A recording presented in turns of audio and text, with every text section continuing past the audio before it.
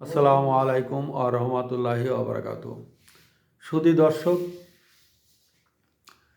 আমরা যখন স্কুলে পড়তাম তখন দেখতাম দূর দূরান্তে সরি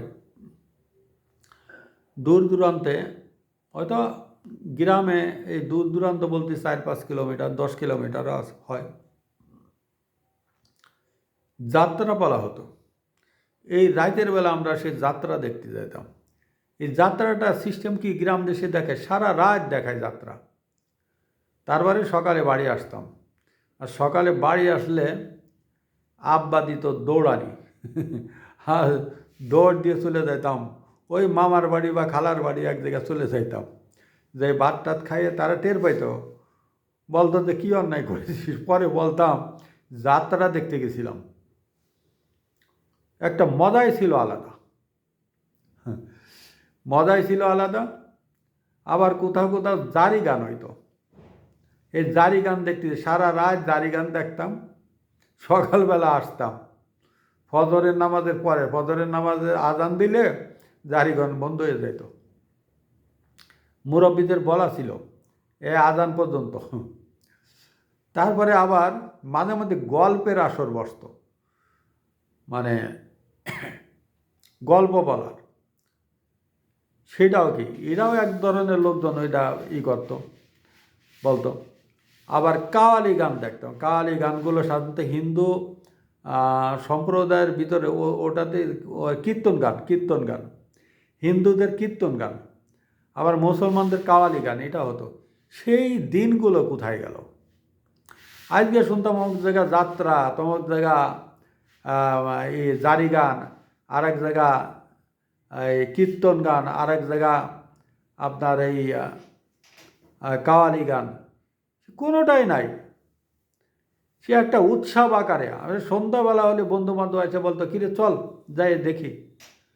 সুধী দর্শক, সেই ঐতিহ্যটা এই বাংলাদেশের ধরে রাখিছিল যারা, সেই সংগঠনগুলো আস্তে আস্তে সেই ছায়ানট, উদিসি, শিল্পকলা একাডেমি সব আস্তে আস্তে বন্ধ করে দিচ্ছে। এটা আছে বাংলাদেশের একটা খ্যাতনামা ইউনিভার্সিটির একজন ছাত্র নেতা, শিবির নেতা। উনি বলছেন যে এগুলো থাকবে না, উদিসি, ছায়ানট, বন্ধুসভা, শিল্পকলা একাডেমি এগুলো থাকবে না। তা বাবারা, আপনারা ক্ষমতায় আসার আগে এত ক্ষমতা দেখাচ্ছেন, টিচারদের উপর অত্যাচার শুরু করেছেন, অফিস আদালতে মব করে সেখানে আপনারা আপনাদের পছন্দনীয় লোক লাগাচ্ছেন, সেট করছেন, পুলিশ অফিসার আপনাদের থাকবে, ডিসি নিয়োগ করতেছেন আপনারা, সব কিছু আপনারা করতেছেন। এই শিল্প সাহিত্যগুলো এগুলো আপনারা তুলে দিচ্ছেন। বাংলার আবহমান লোকজন এগুলো দেখে, এগুলো শোনে। তা আপনারা কি পাকিস্তানের মতন তালেবানি রাষ্ট্র কায়েম করতে চান? এদেশে এগুলো হবে না। শুধু শুধু চেষ্টা করে লাভ নেই। আপনারাই 71 সালে যে অপকর্ম করেছেন তার জন্য আনুষ্ঠানিকভাবে ক্ষমা চাননি। ক্ষমা চাইছেন ওই মাঠে ঘাটে, ওই এদিকা ওদিকা আমেরিকা যেয়ে ক্ষমা চাইছেন আপনারা। আনুষ্ঠানিকভাবে ক্ষমা চাওয়ার ভিতরে কিছু আনুষ্ঠানিকতা আছে। আপনাদের সুরা সদস্যতে পাশ করাইতে হবে, তারপরে আপনাদের ভিতর ভোটাভুটিতে আপনার কোন কোন কনসেপ্টে আপনারা ক্ষমা চাবেন। আপনারা কি পাকিস্তানের দূতাবাসে একবার স্মারকলিপি দিছেন? তারা আমাদের $4.5 বিলিয়ন আত্মসাৎ করেছে। আপনারা কি পাকিস্তান দূতাবাসে স্মারকলিপি দিছেন বিহারিদের এ দেশ থেকে নিয়ে যাওয়ার জন্য? ওরা তো আমাদের দেশের নাগরিক না। আপনারা পাকিস্তান দূতাবাসে বলেছেন আমাদের দিনা পাওনাগুলো মিটাই দেন দ্রুত, তারপরে বন্ধুত্ব করতে আইসেন। আপনারা এখন আমাদের দেশের গান বাজনা, শিল্প সাহিত্য এগুলো বন্ধ করতে চান, আপনাদের কথা মতন সব কিছু পরিচালিত করতে চান।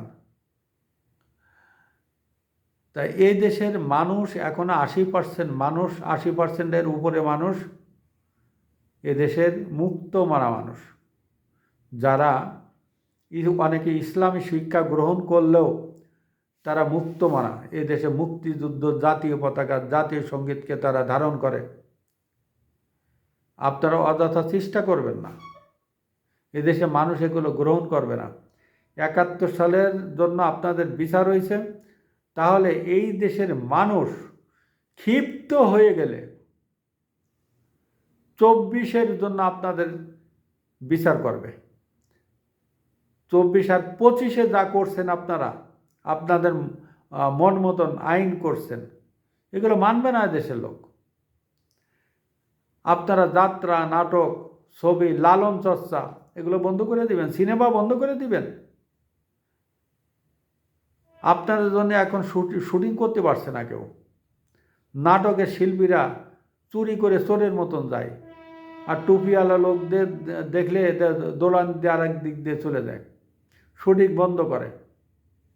আজকে এফডিসি কি চালু আছে? এফডিসি বন্ধ।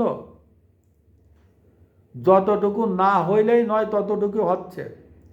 তাদের ভিতর উৎসাহ নাই। এফডিসির যেসব নাম করা শিল্পীরা আছে সব পলাতক। এফডিসির নাম করা শিল্পীরা আজ শুটিং ফ্লোরে যায় না, কোনো ছবির সাথে চুক্তিবদ্ধ হয় না।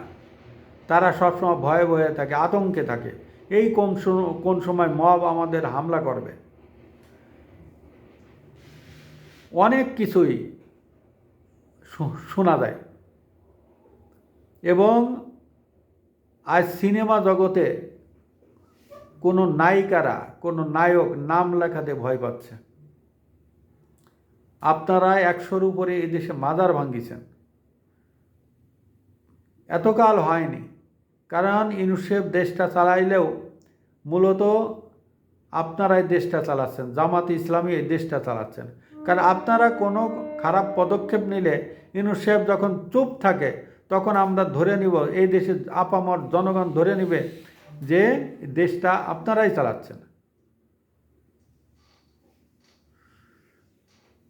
মাজারগুলো যেভাবে, আমাদের এটা 12 আউলিয়ার দেশ, এই 12 আউলিয়ার দেশের মাজার থাকবেই, পীর থাকবেই। আমরা ছোটবেলা গেছি পীরের কাছে দোয়া নিতে, আজকে তাদেরকে আপনারা এই কামেল ব্যক্তিদের লাঞ্ছনা করছেন। মানে আপনাদের মতাদর্শ না। কথা হচ্ছে যে আপনাদের মতের বাইরে গেলে সেটা ভালো না। আপনাদের মতামতে থাকলে সে কামেল ব্যক্তি, সে ভালো, আল্লাহ লোক, তারে বেহেশতের টিকিট দিয়ে দেন। আমি 3টা টিকিট চাইছিলাম ফেসবুকে, আমারে দেয়নি। আমার 3টা টিকিট দরকার। আমার 2টা বাচ্চা এবং আমি, এই 3 জন বেহেশতে যাইতে চাই। ভোট জামাত ইসলামে দেবো, আজীবন জামাত করব, কিন্তু বেহেশতের টিকিট দেওয়া লাগবে।